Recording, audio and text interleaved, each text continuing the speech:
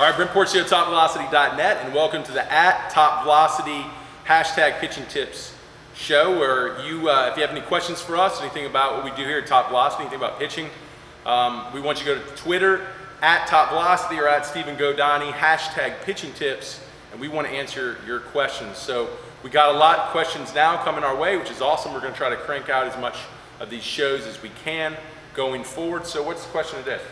TJ asked, what advice do you have for a pitcher wanting to gain weight? Weight as in muscle mass. That's a good question. I'll let Stephen jump into there. I mean, I'm not a dietitian. I'm just going to go off my experience and where I see guys gain weight. Now, as far as weight, let's talk about weight. There is a study that shows, on average, the larger pitcher typically throws harder. If you look back to all the teams you played for, you'll notice that a lot of the bigger guys typically are harder throwers. Doesn't mean you can't throw hard and be small. It just means on average, right? So weight can support pitching velocity. It also can hurt it. If you look at CC Sabathia losing his weight, losing his velocity. If you look at Tim Lincecum, when he had his velocity drop, he lost a good amount of weight for him.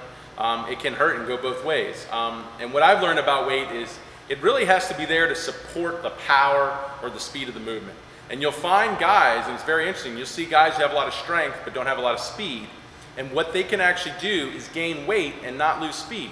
So what happens is they're moving the same amount of speed, but they're pushing more weight, so that means more force, and that typically can help out ball speed. But then you can see a guy who doesn't have a lot of strength, has a lot of speed, and he adds weight, and he slows down, and then he loses speed. But the point is that the weight is supporting the explosiveness, meaning the body had to gain more of the lean muscle mass to meet up to the demands of the power you're trying to make it generate, then that's good weight that we want. So I support that weight. So in this question, yes, if we want that good weight, then it needs to come from the training itself. It needs to come from the heavy loads.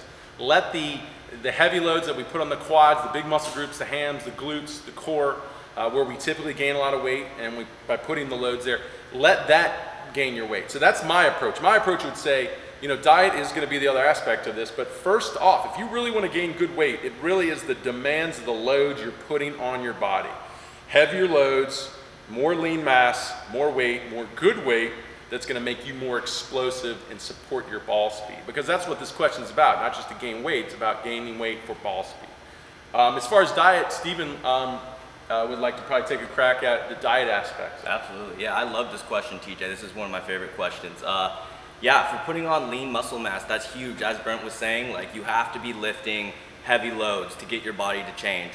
The studies have been showing that with heavier loads, 80% above your 1 rep max is really when you start releasing a lot of your growth hormone to start growing and start getting bigger and start putting on the lean muscle mass. But another part of it is the diet, like he's saying.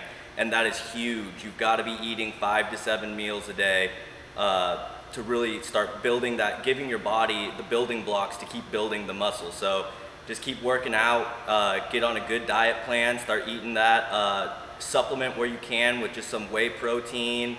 We advise a little bit of creatine here and there, and what was the other one? Amino acids. Yeah, amino acids are a big one.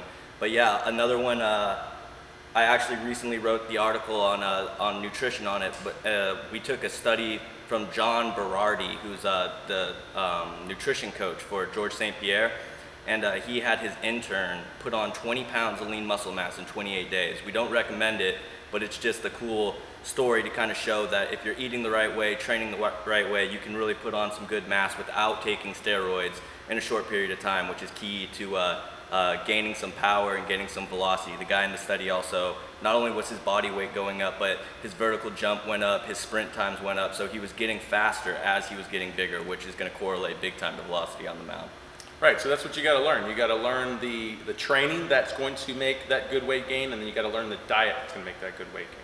So I give out a little, what I call my performance enhancement guide. If you go to TopVelocity.net/free, you can download my guide. It has a little sample meal plan, sample supplement plan. But like I said, I'm not a dietitian. Go search for more great information on diet. That's great. That support this. I'm going to be more the strength coach for you, which is going to tell you need something like the 3x Pitching Velocity program, where we use that heavy loads in an explosive manner through an Olympic lifting or an Olympic approach to gain that good weight that supports our explosiveness down the mound, which is really, at the end of the day, what we're trying to do here. We're trying to throw hard. So hey, we appreciate that. If you've got any questions for us, Go to Twitter at TopVelocity or at Stephen Godani, hashtag pitching tips. And we want to answer your question, and we'll have a lot more of these episodes coming for you. Play hard, work hard, play hard, work hard, play hard, work hard, play hard.